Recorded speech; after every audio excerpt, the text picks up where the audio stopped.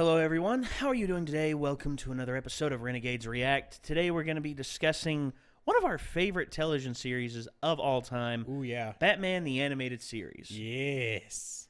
Doug Walker, the Nostalgia Critic, did a video on this. He's done a list in the past discussing the animated series. He actually gave his top 11 favorite episodes of the animated series, and I watched that one a long time ago, and I thought, wow, that's actually really good. And yeah, and I agreed with a lot of the stuff that he said. For instance, my favorite one is the it's actually a tie between Two-Face and the Baby Doll episode. You know, where Baby Doll, she's the actress who never aged. I remember that. And she, wound up shooting a mirror of herself that actually showed her what she would look like if she actually grew up. And she wound up crying and just breaking down because she was just so upset that the world couldn't see her beyond her stature and and it was heartbreaking. And also Two-Face. I mean, honestly, the story of Two-Face is so tragic, and also the way the episode was animated was truly amazing. There was an episode where there's a guy who ends up owing the Joker a favor. Oh, that one I quite like. It's quite good. There's another one, if I'm remembering right. People are out to kill Harvey Bullock. Harvey Bullock is my favorite character in that series. He's so good. Yeah, it's so good. But another one's the Mr. Freeze episode. Ooh, yeah. I mean, you get the heartstrings going. Well, I was going to say Paul Dini and the writing staff for Batman the Animated Series, because they're the one that came up with Mr. Freeze's tragic backstory that everyone uses now. Yeah. Because originally he was just a cool, a villain that used that had a cool gun. He was cold as ice. Yeah. Willing to sacrifice. But okay. Actually, no, not willing to sacrifice, as it turns out. Oh yeah. Because his wife. Well, I mean that one pulls at the heartstrings real good. It really does. And pretty much it's almost Shakespearean. What happens? He almost becomes like a Shakespearean villain. Oh yeah. Because of his motives and everything, and it's beautiful. But it also means that he can be reasoned with if I think there was one of the games, I want to say it was Arkham City, where Batman ends up sort of making a deal with Mr. Freeze. It's like, all right, yes, you need something to keep your wife alive. Let me work on that. Then we trade. Yes, and at the end of it all, he tells Victor, you need to make a change because this can't keep up. Yeah. Not just for your sake, but for Nora's as well. Yeah. And Mr. Freeze, I think clears up. Yeah, we don't see his character for the rest of the series, if I'm not mistaken. I believe that's right. So, gosh. Yeah. So anyway, Batman the Animated Series, when Season 4 came along, there were some changes that were made. And some of the changes were quite noticeable. The lack of color with the Batman outfit. Instead, now it's all black. Yeah. And also, I think it was a simplification of the character drawings. And it's because there was less definition to the characters. It's like their cheeks became more smooth. Less detail. Yeah, less detail in their drawings and everything. I can see that. But Nostalgia Critic pointed these out, and he asked the question: was Batman Season 4 a hit or a miss? So we've got that video queued up here. Let's see what Mr. Walker has to say on this. All right, Doug, what do you guys say?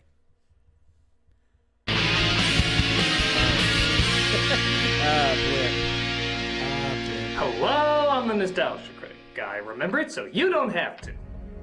Just at the height of Batman the Animated Series popularity, Warner Bros. Decided to do a spin-off with Superman, using a lot of the same people. And that show seemed to do well enough that for its next season, and Batman's fourth, they decided to combine both of them together in the new adventures of Batman and Superman. But that wasn't the only surprise people were given. Batman went through some seriously noticeable changes, including new designs, new characters, and just an all-around new feel. It was still the same animation and same voice actors, but the evidence was clear. This was a different Batman than what we saw 3 seasons before. Season 4, or the Red Sky series as I call it, was very controversial, at least among fans. Killer Frost. Some say it was a welcome change of pace, others say it was trying to fix Judge. something that was never even broken.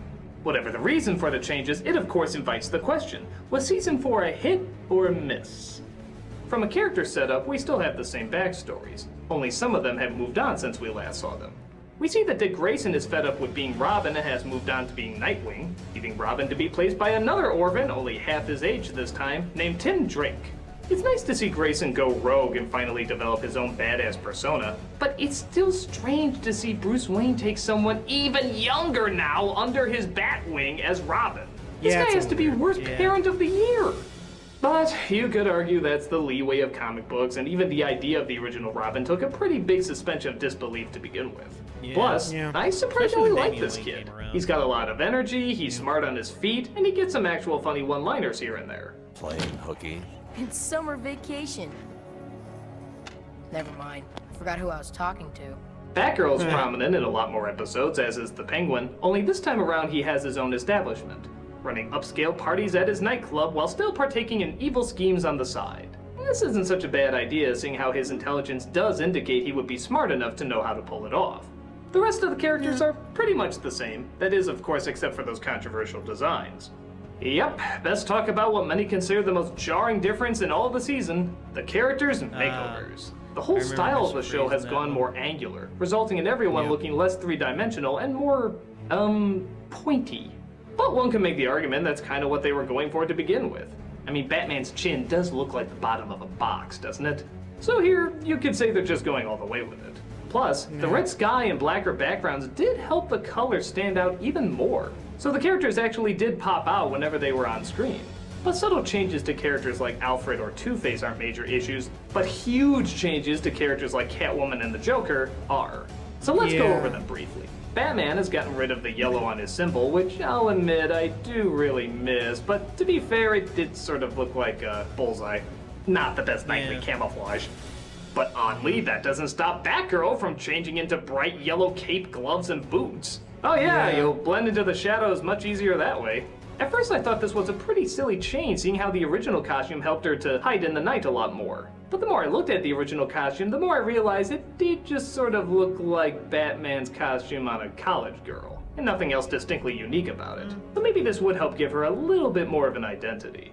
Plus, if Batman still dresses his adopted son as a neon fire hydrant, I guess the same kind of bizarre logic can work here too. Penguin was an odd callback to the design of the 60s, but again, if they want him to run a ritzy nightclub, it makes more sense he would look a little bit more sophisticated. Strange as it is though, I have grown more accustomed to that upscale voice coming out of this monstrous design than I have this one that's probably more fitting. Haven't you heard? I've reformed. $50,000 for the diamond. I think I'm just too used to it. Our femme Yeah. fatale certainly look darker. That is, while Harley has few to no changes, both Catwoman and Poison Ivy have prominently blacker toned costumes and paler skin. This results in them looking more threatening and badass, but I will say they may look just a touch too young. In the original, there was no mistake that these were women, maybe in their late 20s or early 30s. But in the redesign, they look more like college students, maybe around Batgirl's age. I know they're not meant to, but it still sort of comes across. Characters like Croc, Scarface, and the Mad Hatter look pretty cool, but they do sort of look like they should be on a different show. Again, the emphasized bit, yeah. features Yeah. might be just a touch too emphasized. They almost look more like Animaniacs characters. And then you have the Joker. How do I put this? He looks terrible. I mean, God, Jesus! What have you done to him? Of all the ways you could redesign arguably the best Batman villain of all time, it seems like this intriguingly takes every wrong step. The Joker is Batman's opposite. He's a bright, loud, colorful clown. So why suck out all the color from his face and give him black, expressionless eyes? Yeah, I know a lot of designs were doing this at the time, and I still don't get why. He looks less like a Batman villain and more like a dancing prop from Steamboat Willie. I don't think it's any coincidence that on the DVD, when they talk about the redesigns of all the characters, they smartly leave out the Joker. My guess is they've probably gotten enough complaints about him already. So much so that when the spin-off movie Return of the Joker came out, they went back to a design like much that closer to the original. Yep, It was definitely yep. a welcomed return. But for all the bitching that can be made about the Joker, in my opinion, it all evens out with the redesign of the Scarecrow. Yes. Holy shit! Oh, Where yeah. did this freakiness come from? This is one of the best designs the show has ever done. That calm, neutral voice suddenly sounds so much scarier coming out of those skull-like teeth. Fear is the glue that holds society together. Fear is power. Ooh. Yeah. Even That's if- a good bad Yeah, guy. technically he looks absolutely nothing like a real-life Scarecrow. He looks freaking creepy in my book. Yeah, Redesigns are that's one the thing. point. How do the actual stories play out? A lot of them try to focus on the creation of new villains. Some of them yes. work, like a hyper-superhuman. Who are you? They call me Yellow-Skinned Wacky Man, but I prefer the Creeper. Yeah. A masked beauty who thinks she's deformed, and another creepy addition called the Judge. Court is adjourned. While Yeah. others kind of seemed out of place. Yeah. Like this redneck farmer who grew mutated animals, or this Yeah. ancient demon boy who uses a supernatural artifact to control a giant monster. I get the feeling these would be good in something else, but here it's a little odd. Even for Batman. There's a few stories that seemed a little odd too. Like this one episode where Clayface returns and creates a little girl to scout the area to make sure he can take shape again. The girl somehow has a personality of her own and forms a friendship with Robin, until she remembers who she is and she has to return to Clayface.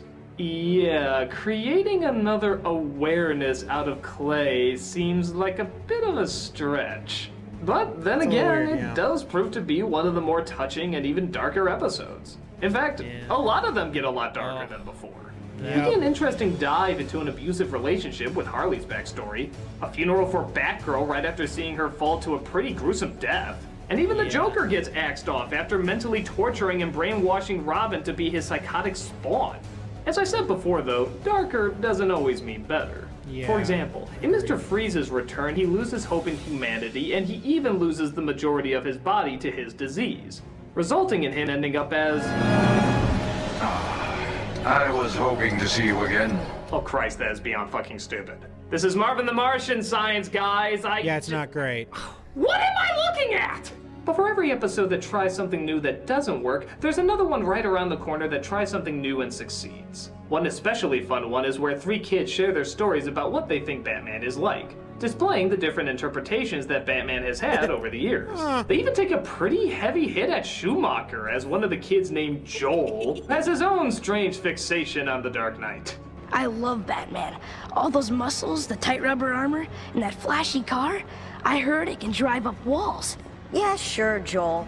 Ouch. Ouch. The 4th season also liked to combine characters a lot, teaming up Nightwing with Catwoman, Croc with Baby Doll, and even a few Superman crossovers here and there. This created combinations we've never seen before, making for interesting interactions. In a strange way, this made Gotham seem much more like a community, where the relationships of the characters was what drove the stories forward. So, with all these elements combined, how does Season 4 hold up? Well, it's give and take. While the suspension of disbelief was abused, it did often result in darker stories. While some redesigns were wildly questioning, others were incredible upgrades. While many stories were goofy and out of left field, others proved that they still understood the dark, tragic journeys of some of our favorite characters. So as a whole, the 4th season is probably not the strongest, but it doesn't deserve to be overlooked or ignored. I admire these guys for taking chances and trying something new, even if all the changes didn't pay off. Batman has gone through so many interpretations over the years, and this is one of the few times we get to see the exact same team reinterpret themselves in a different way. That doesn't happen very often. And it allows a chance for artists and writers to come at something they obviously love in a completely new light. So in answer to is the 4th season hit or miss, I'd say it's both hit and miss. But the hits are still strong enough to give you the chills when the bat signal hits the sky and the Caped Crusader takes to the air. And as long as I can always get that feeling while watching it, I'll know that I'm always watching the right Batman.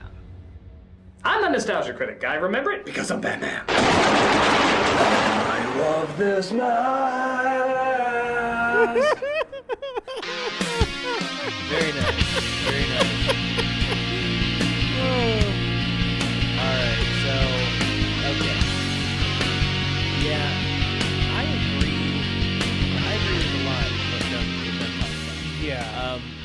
Okay, for me, Renegades here, I can see working on some characters, but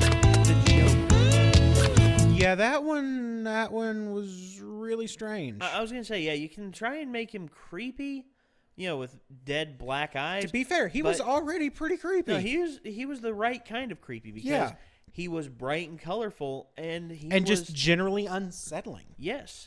And then they went Gambit. Yeah, which just no. That may work for Gambit, and that may work for Shun Yu from Mulan. Yep. But no, for the Joker, it may work for some characters. I mean, honestly, maybe it could work for like another design of the Scarecrow, because that might work. I'd buy that. Yeah, but the design they had for season 4. You know who it would work for? Solomon Grundy. Yes. There you go. Solomon Grundy. That's the ticket. Because he's truly dead. Yeah. Because he's actually dead, and his eyes should match that. And black eyes. I mean, interestingly enough, in some ways, I think they've now basically made him like an Earth elemental. Oh. Almost. So, but truly dead. It's tricky. That one's real tricky. But yeah, I mean, I could see that working really well for Solomon Grundy. I could actually see that working pretty well for Killer Croc. Oh yeah, Croc, I could see that working on as well. I mean, I could see it, especially if he had black, whenever he was like underwater. Whenever he was swimming somewhere, that could be like the protective layer that comes over, like a black overlay, and you would only see his the gold, peering through. And then whenever he came back on the surface, the protective lenses went back up. Well, I mean, the thing is, it works. I think it works better for creatures that are, considerably less humanoid. Yes. Killer Croc, it would work for. Solomon Grundy, it would work for. But it doesn't fit the Joker at all. Well, because the Joker's human. The Joker is human. Is really the torture. It's a torturous side of humanity that really finds comedy in pain. One of the suffering. Interesting theories that I've heard about the Joker is not that he's insane, but that he's saner than all of us. Yeah, I've heard that one as well. It's interesting. It's an interesting thought process. Well, insanity is repeating the same thing over and over again. That's the definition. It's repeating the same thing over and over again. And to my knowledge, the Joker hates repeating himself. It's true. The Joker makes it a point to try and do something different. I mean, and as he explained to Harley, there was actually the fight that the abuse that he put on Harley. He said, The problem is with your jokes, Harley, you have to explain the punchline. That's not a joke. That's not a joke. That is you baby-stepping someone through the setup. And he punched her out the window. There's also the fact of there's a rule in comedy where you only make a joke 3 times. Yeah, I could see that. Which, you see, like, okay, go watch any sitcom. If there is a running joke in the episode, it is done 3 times. Same thing with movies as well. Right. I mean, it's just like what's it called? Midnight Run, with Robert De Niro and Charles Grodin. They have this sunglasses bit that they do a little bit every now and again, and they actually poke fun at it in the dialogue in the movie. It's like, what's that about? It's a running joke. Don't worry, I won't do it anymore. And it was actually the 3rd time. There you go. And I don't know. It's interesting, but I was gonna say some running joke. Well, it depends both on the timing and the amount of time it is told within a certain time frame, I believe, as well. Because it's just like in the new Muppets movie, the first one, the one that came out with Jason Segel and Amy Adams, the reboot of the Muppets series. Right. Yeah. I think I know the one. Yeah. So anyway, there was a scene where they go to Kermit's house and he arrives, and when he arrives, there's like an angelic light behind him, and you can hear like this chorus singing and everything. Yep. And all of a sudden, Kermit comes up to them, and then you see behind them, and it's actually a bus with a chorus group on it. Yes. And it's just like, I've seen them they've done that before, but enough time had passed to where it was funny. Exactly. And I mean, you only do it like 3 times in rapid succession. Yeah, and over the course of an episode or over the course of a movie, of a single movie, you only do something 3 times. Yeah. Because after that, it's no longer funny. Yeah, but that's the theory anyway. Yeah, in order to get this back on Batman, right? Yeah, I was getting ready to do that. Well, some of the stuff that was done in the Batman series, in the original animated series, the first 3 seasons, I thought they really tried to pull everything, everything anew. They never repeated themselves, right? Yeah, with stories and everything. They always sought to do things, and with them, and I think they saw that they had to add new villains. Them adding the judge, the model who couldn't stand that her face had aged. China Doll, if I'm not mistaken. I think so. Yeah. Yeah. And then yellow-skinned wacky man, or the Creeper. Well, see, now here's the thing: the Creeper in the comics is actually a hero. Yeah. And, well, so it's interesting. Yeah. It depends on how you use the power. Yeah. And in which he used the power to really be nutty and just cause chaos and mayhem. And actually that episode, I remember, it caused a rift between him and the Joker. Oh, yeah. And the Joker was like, "That's my shtick. Yeah. Don't do that." Yeah, basically. And he tried to steal Harley away from the Joker. Yeah, basically the Creeper is almost like if you took... Okay, so there's a universe in DC continuity where the heroes are Lex Luthor, the Joker, and so on. Basically, if you took the Joker and just sort of flipped him from evil to good, that's the Creeper. Okay. Pretty much. Like, the Creeper is a lot closer to Deadpool, like a good Deadpool. He's a DC Deadpool. Yeah, it's not exact, but that's a decent description. Okay. I get what you're saying. But I mean, a big thing is that audiences don't necessarily like change. No, they don't. And some of them are merited, because some things that do need to change, and then there are things that do not need to change. Like when you get an actor for a particular role, and you see them in that role, and you're like, yeah, no, that's good, I like it, and then they change the actor, and you're just like, I can't. That's taken me out of it completely. I actually had but I have a counterexample for that. Go ahead. Iron Man, Terrence Howard as Rhodey versus Don Cheadle as Rhodey. Don Cheadle's the better. Yeah, I like Don Cheadle better. Don't get me wrong. I love Terrence Howard. I love him in Empire. I love him in Hustle and Flow. Yeah, but he was not Colonel James Rhodes. No, he wasn't, and I hate that, because I think he's a good actor, but Don Cheadle, I think, is more fitting of it. And I think Don Cheadle's having a lot more fun with it. I think so as well. Yeah. Key example that you were talking about was someone being recast in a role and everything, whereas the original has either moved on or didn't come back for it. Yeah.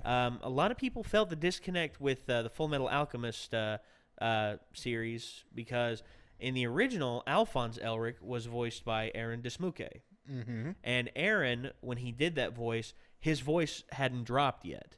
His voice, he still had his kid voice. But whenever Brotherhood came out, he wanted to do it, but his voice had dropped so much to where he couldn't. Yeah, so it wouldn't have been the same voice. So they had to hire a different actor. But the actor that they got, I think did.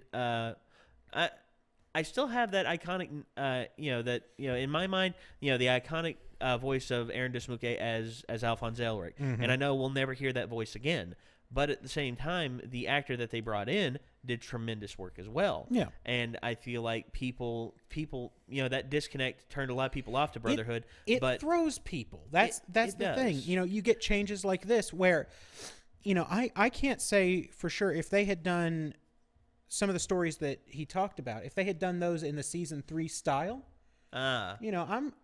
I feel like people would have been more accepting of them. Yeah, I could see that as well. Yeah, I wish they would have done more team-ups, because the only team-ups we really saw were the villains. Like when the villains went after Batman, like Doug's favorite was Almost Got Him, and it was Killer Croc, the Joker, Two-Face, and Poison Ivy all sitting around a poker table playing a poker game, and they all discussed the that's times pretty where they that's almost got him. really good. Yeah, and that's Doug's favorite episode. And another one was when they all teamed up at Arkham, and they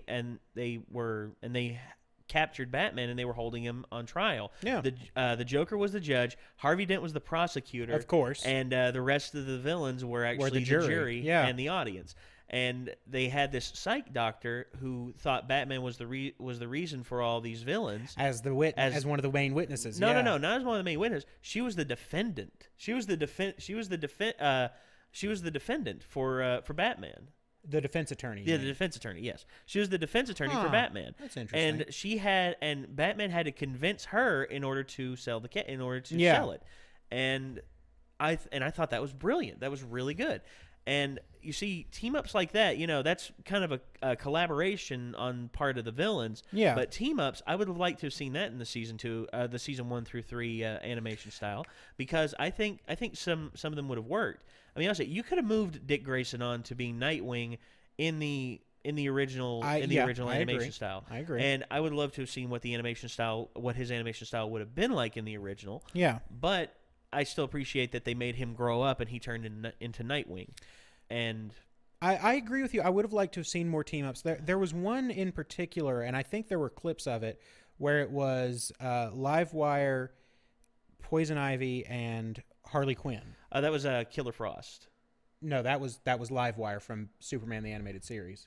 I'm pretty sure. Let's see. Let's see. I think it's. Let's see. It was in the Joker's Iceberg Lounge. I remember the one you're talking about. Let's see if we can find that. There's the yellow-skinned wacky man. You might be right. It may very well be Livewire. Pretty positive on that one, especially given the lightning bolt motif. Well, there it is. No, that's there it is. That's Livewire. That is Livewire. Okay. My mistake. Yeah. So it is. And then, if I'm not mistaken, I think it's not Batman and Superman that team up. It's Batgirl and Supergirl.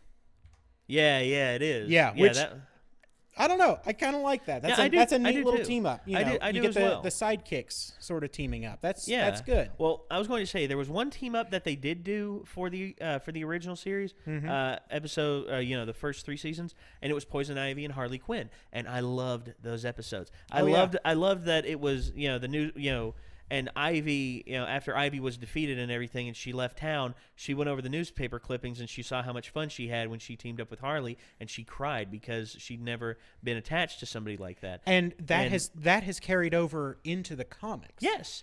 In fact, if I'm remembering correctly, recently it came out that Harley and Ivy are a canon couple. Yeah, they're an item. They are an item in the comics. They also reflect on that in the Arkham video game series as well, because when Ivy is imprisoned in Arkham City, Asylum. Arkham Asylum. It is yeah, Asylum. I remember the scene. And Harley comes by. They talk as though they have a previous history. And she goes, "You're not on the list. Screw this. I'm letting you out of here." Yeah, and it's just because like of their previous relationship. There you go. And it was awesome. I love I love when team ups like that happen, because the allure of Batman. Batman, I'd say, is probably for me my favorite DC hero by far. Yeah, I would probably agree with that. For me, that's the truth. But Batman, where a lot of his allure comes from, is not just the Batman character. Bruce Wayne, the tragic backstory and all that. That is a brilliant story on its own. Yeah. But what truly makes it ascend past the other DC properties, I believe, is because of his interactions with the villains. Because the villains, because they say half of Batman's popularity lies with him, and the other half is with the villains of which he comes across. I think of all the villain stables, for lack of a better term. Yeah, Batman's definitely got the best one. Yeah, and I mean, I can name off a few Superman villains. Yeah, I can name off. I think I can name off a few Wonder Woman villains. The Flash got robbed. Reverse Flash. and Zoom. Captain Boomerang. Oh, well, Captain Boomerang, I think, can be an interesting villain. I mean, Yeah, but if they portray him gotta the do right it way. right, and They didn't. not an easy thing to do. No. So yeah. Well, it's just you see all the Yeah. villains that Batman has. You've got Poison Ivy, you've got Harley Quinn, you've got Two-Face, you got the Joker. I mean, alone. the list Joker alone. goes on. And it's because Batman is a human himself and isn't a god that can stop these people all at of the his, drop of a hat. In reality, all of his villains are not. I mean, they are above standard human level, but not that much. No, they're because in Batman's universe, you feel anyone can be a supervillain or anyone can be a villain. Yeah. And I was just going to say they actually elaborate on that in the original anime, the first 3 seasons of animated series. Yeah. Sid the Squid. You remember that episode? The nerdy guy who accidentally knocked Batman off a roof down near propane tanks. The propane tanks exploded, and automatically Sid the Squid was the one who killed the Batman, and he became this god revered among the criminal element. He's like, and you see that guy? That's the guy that killed the Batman. yeah, and he's actually sitting at a table, and they actually have the cow hanging on the chair above him, and everyone's just like, Squid. Yeah, and it's just then a guy comes in and challenges Squid to a fight, and Squid doesn't want to fight. And Squid's just like, I'm gonna lose this fight so hard. And he's like, if I could beat the guy that killed the bat, maybe I'll get more respect. And it just devolves from there, and then you find out Batman's alive, and then the Squid gets caught and everything, and it just goes to show that even the smallest little bacterium of a villain. Of a crook in the town can be revered as a villain based upon their accomplishments that they've done. But I think it also lends itself to more interesting crime. Yeah. So, for example, let's say, let's take a Superman villain. Oh, I don't know, Doomsday. Yeah. Doomsday's good. Doomsday's just going to murder everybody. Yeah. There have been villains where it's like, I'm going to blow up the earth. I'm just going to do it. Darkseid. Yeah, Darkseid is another one. I'm going to blow up the earth. He's like, I'm going to enslave the earth. Yeah. And I'm going to turn it into the next apocalypse. And so, that's all well and good. But then you have more interesting plans because they can't go, oh, I'm going to blow up the earth. Where's Penguin going to get the ability to blow up the earth? Where's Two-Face going to get? Where's the Joker going? The Joker doesn't want to blow up the earth. The Joker wants people to exist so that he can continue to torture them. That's his mindset. There was an interesting comic plot line, Emperor Joker, where the Joker gets the reality warping powers of, and I'm going to say this wrong because everybody says this wrong because it's not pronounceable. Go ahead. Mr. Mxyzptlk. Oh, Mxyzptlk, yeah. That guy.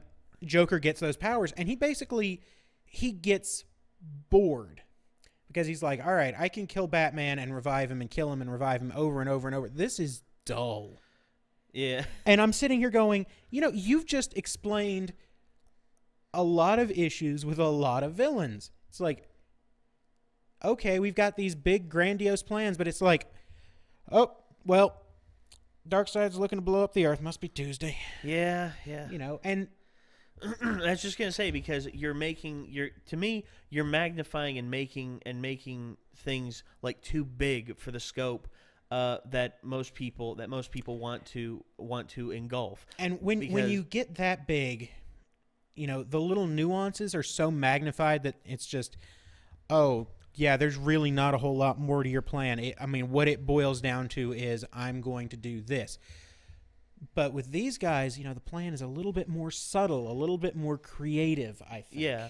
The plan is more elaborate because it has to be. The plan, it requires multiple steps. Instead of Darkseid just coming in, snapping his fingers, and a boom tube opens, and here comes a whole legion of and it's just like, well, invading army. It's and it's just like okay, and I get it. A sneak attack with no warning, that's something. Yeah. And if you portray that correctly, that can be seen as something truly overwhelming. But if you think about it from the mindset of the people that would live in this universe, yes. they've got to be looking at it going, well, here we go again. It's just, well, of this course. is it's Tuesday. Here we go. And it's like well, these guys are going to win. It's like, what's the time? It's like, what's the time? It's like, it's about 3:30. It's like, and 3, 2, 1, Whoa. boom tube opens, and you're just like, well, and it's yep, just like you could set your clock it's like, by it's it. like all right, who wants to go get who wants to go get dinner, because I was gonna say this will be wrapped up in a few hours. I mean, Yeah, it's honestly, let's go out, let's go to the bar. I mean, honestly, I mean, why don't people do that? And I mean, you know, they just go to the bar and it's like another end of the world, and then it's like, oh, they fixed it. What a surprise! Yeah. And guys, don't get us wrong. Superman is an interesting character on his own. It's just, I mean, honestly, for me, he is, because, you know, son of Krypton. You know, Superman is who he is, and Clark Kent is his alternate. No, you have it backwards. You have it backwards. Well, Superman is the mask. Clark Kent is the person. Whereas with Batman is the person. Bruce Wayne is the mask. Really? Because if you think about it, everything that Bruce Wayne does is really to further his cause as Batman. Of the two, Batman is more likely to be the real character. I think the way that he would picture himself is not as Bruce Wayne, but as Batman. Okay. Whereas Superman, you know, what purpose does it serve for him to go out and work a day job? There is no reason for him to do that, but he does, because he is Clark Kent first and Superman second. Okay. Yeah. All right, I see what you mean now. So, all right. Yeah. It's all right. Yeah, that's one of those interesting things, and that's the one thing that keeps Superman from just being the most dull garbage to me. Because if it weren't for that fact, it's just like, I no longer care about you whatsoever. Yeah. They can tell a good Superman story. It's just they're so engulfed in making him this unstoppable god. I mean, that's the thing. He's basically cheating. Yeah. And to each their own, guys. I mean, honestly, if you agree with what we're saying here, let us know. But if you disagree, remain civil about it. Yeah, our opinions are not the be all end all. We are two dudes sitting on a couch discussing our opinions, and we are not going to hold anybody to our opinions. This is just what we think. Everybody has the right to think whatever they want. Exactly. And if you disagree with what we have to say, then state a I mean, logical argument. I mean, honestly, don't just call us fat morons or fat retards. I mean, honestly, tell us what you think. Explain your argument. Yeah, that just devolves into ad hominem bullshit. That just devolves into ad hominem bullshit. Like, I'm interested in what people think about this. Yeah, because I want to know what makes people tick about Superman. I mean, honestly, yeah, he's the Man of Tomorrow, the Man of Steel, and all this. Yeah. But what truly makes him tick in your book? I mean, what makes Superman your favorite hero? If anything, or if anything, why do you consider him a better hero than, say, Batman or any of the other heroes that are revered nowadays? Why do you think he's better than Thor or Iron Man or Captain America or all this and all that? But just don't devolve into stupid stuff where you just call us fat retards because we have a variance of opinion. I feel like that one's been building a while. That little rant, but I agree with you completely. Like, people, it's like, oh yeah, the fat fuck on the left. It's like, yeah, that's me. Hey yo, the fat fuck on the left. It's like, it has a different opinion than me. Castrate him. And it's just like, guys, this is how life is. Life is not full of everybody agreeing. The world is made up of millions upon millions of varying opinions. Yeah. Occupied by 7 billion people. You are never going to find someone out there that agrees with every little thing that you agree with. And the sooner you accept that, the happier you will be. Because I don't want everybody to think like me. If everybody thought like me, the world would be dull. The world would be dull, and I would have no one to talk to and no one to have intellectual conversations with. Everyone would just be like, so what do you think about this? I think it's good. All right. That's it. No, I don't want that. That's why me and Ben talk like this. There are things that we disagree on, and we have civil conversations about it. Oh, yeah. That's what we want in this channel. That's all we've wanted with this channel. And guys, if I mean, honestly, if you're interested in having a civil conversation with us, tell us in the comments. You know, absolutely. Make requests. I mean, honestly, we're always open to take requests. Oh, yeah. But if you don't agree with what we have to say, then don't just resort to ad hominem insults that try to tear away at our argument by attacking our character. No, that's not how you debate. That is not how you have civil conversations. That is how you show yourself out to be immature about the whole situation. I hate that. Yeah. I hate when that devolves into that. But guys, what did you think of this? We agree. I agree with what Doug said about the redesigns and everything. And I'd like to have seen if they would have continued with the art style or the original art style from the 3. Art style, first 3. Art style notwithstanding, I could really take that or leave that, but the storylines that they did, I was happy with. Yeah. What they were able to do because of the changes that they made, I liked. Yeah. And well, let us know if you liked those changes. If you didn't like those changes, if you thought, let us know if you thought the red sky backgrounds were all stupid. I liked the red skies. I didn't mind them. I didn't mind them either. I thought it added new variants to it. I'll say this. Overall, I do wish, we had gotten a little bit more color variation because I think so there was one scene where it showed Catwoman was standing in a warehouse, and all you could really see was her the face. lower half of her face because everything else was just black. And it's like, yeah, that's not real great. No, and, well, you see, guys, we talked about this. We've gone on about this at great length. Yes, and we have. yeah, it's been quite a while with this video. We do that. So, but you knew that going in. Yeah, let us know what you think. Let us know in the comments below. Try to keep it civil, guys. Also, if you like the channel, hit that subscribe button. We put out new videos every day. Check out the original video down in the description below. Check out Doug Walker and all his stuff. The Nostalgia Critic fighting at, honestly, his recent fights for internet rights and everything. Yep. Has been big inspiration to us and everything. And, full support. Where's the fair use? And, well, I guess that's going to do it. Yep. So next time, internet, we shall see you then. Peace out.